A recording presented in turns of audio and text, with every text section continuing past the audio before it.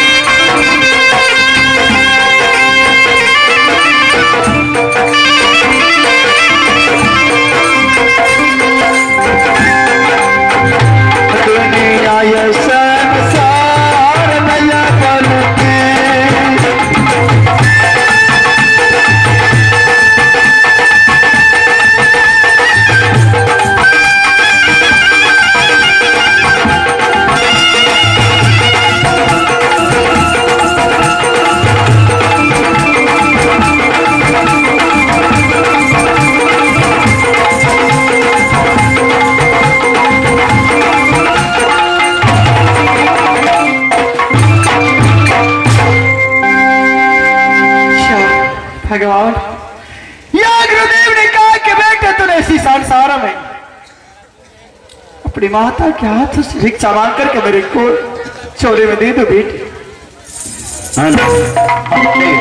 गुड्डू मिस्त्री यानी कि बिजली मिस्त्री की तरफ से 10 रुपया आए हैं हमारे कंपनी को, इनसे लाख लाख शुक्रगुजार है, धन्यवाद।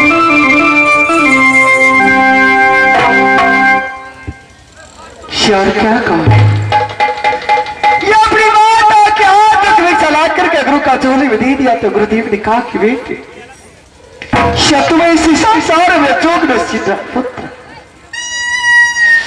तूने पापा पर या जिस वाले कोई से पौधा लिया उसके हाथ से भिक्षा मांग करके मेरे चोले में दे दो, उसके बाद तुम्हें जरूर जोग सीधे का पुत्र। याद करता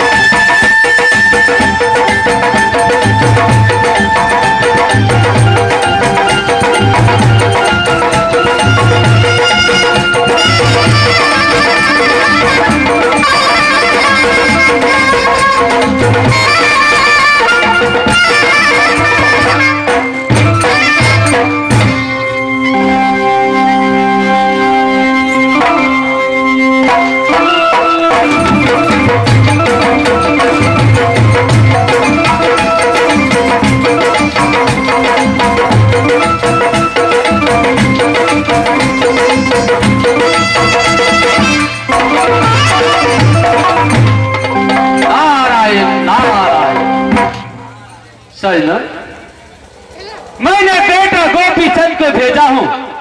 कहा? तो पंपापुरराज सती बीरमा के हाथों से भिक्षाटन लाने के लिए चंदा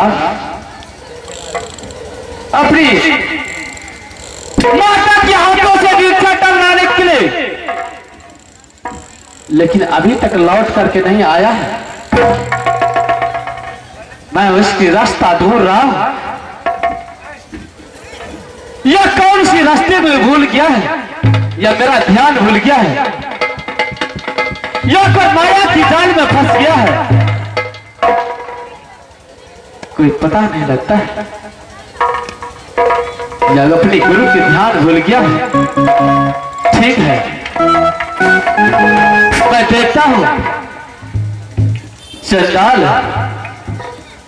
अपनी गुरु की आह्वान करके मैं देखता हूं कौन सा रास्ते से आ रहा है, या कौन सी माया की जाल में फंस गया है। मैं अवश्य उसको देख सकता हूं।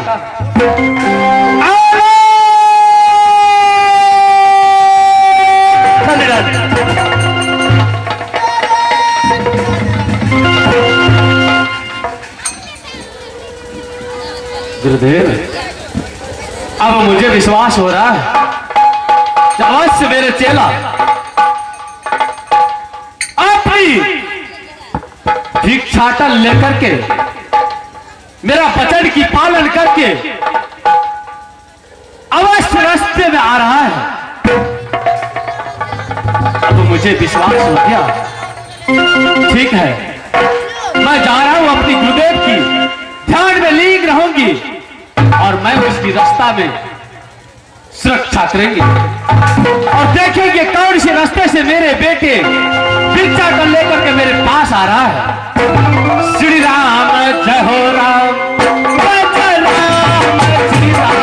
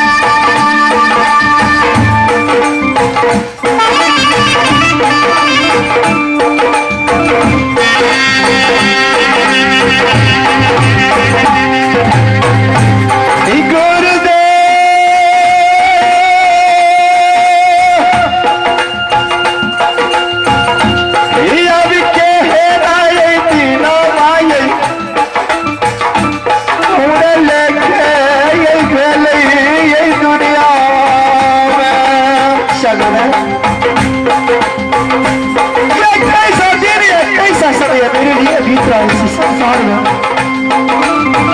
एक मुझे वापस नाता टूटा एक साधन से नाता तोड़ कर खिसारा काटे मुझसे का बात क्या है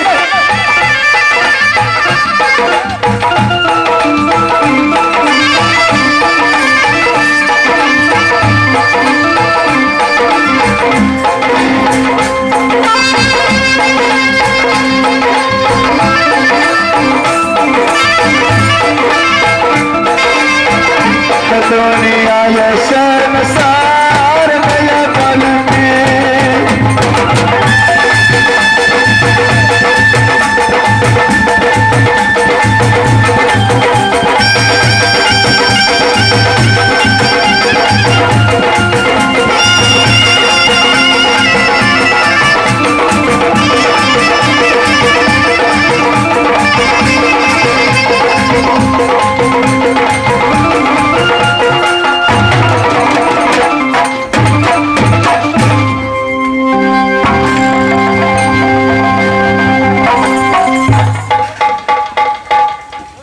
कल्याण बेटे बेटे गुरुदेव मैंने तुमको भेजा था कहा तो पंपापुर राज्य अपनी बहन सती बीरमा के हाथों से भिक्षाटन लाने के लिए तूने बहुत देर लगा दिया बेटे। क्या तूने भिक्षाटन लेकर के आया क्या है बेटे? सही बात है गुरुदेव। या मैंने कहा कि बेटे तूने इसी संसार में अपनी वाणी के हाथों से भिक्षा मांग मेरे चोले में दी तो बेटी या इसके बाद तुम्हें जरूर या जोक सिद्ध हो जाएगा पुत्र परंतु या आपका वचन का पालन करते हुए मैंने अपने सादर बहन के हाथों से भिक्षा मांगकर आपका सामने खड़ा कर दो या भिक्षा तो अपने झोले में लेने के लिए तैयार हो जाएगा।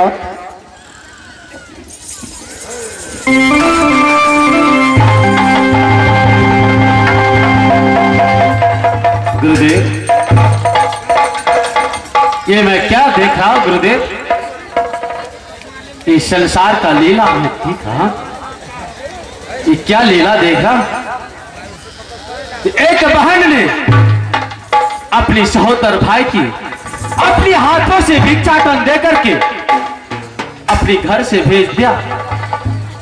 कैसा उस बहन की कलेजा था, कैसा उसकी सीना था।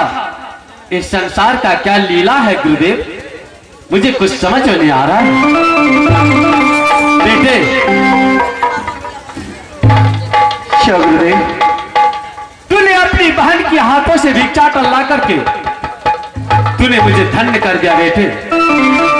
मैं बहुत खुश हूं, लेकिन मैं तो तुमको वचन दिया था, अपनी बुखार बिंद से मैंने वचन दिया था जो बेटे तूने अपनी बहन के हाथों से भिक्षाटन ला करके मेरे झोले में डाल दोगे, तुम्हारा योग सीधी हो जाएगा बेटे। लेकिन योग सीधी होने में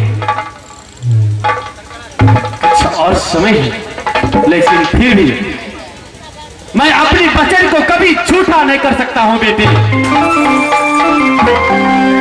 इस बार मैं तुम्हारा अपनी माता पिता की सेवा करने के लिए मैं अवसर दे रहा हूं, लेकिन 7 रोजों के लिए।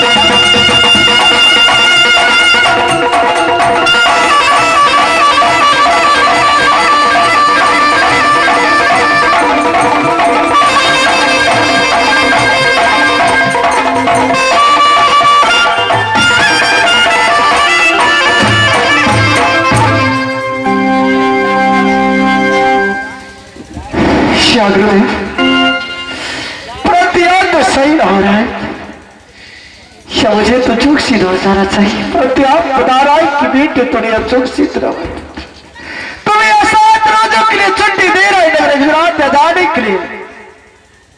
प्रत्याग ठीक है, जो क्या आपका वही भी मेरी भी आज खुशी हुई आज संसार में गुरुदेव। कल्याण हो बेटे, जाओ बेटे। तूने मुझे 7 रोजों के लिए मैंने फुर्सत दे रहा हूं, मैं 7 रोजों की बाद तूने आना बेटे, मैं सदा के लिए तुमको फुर्सत दे देंगे बेटे।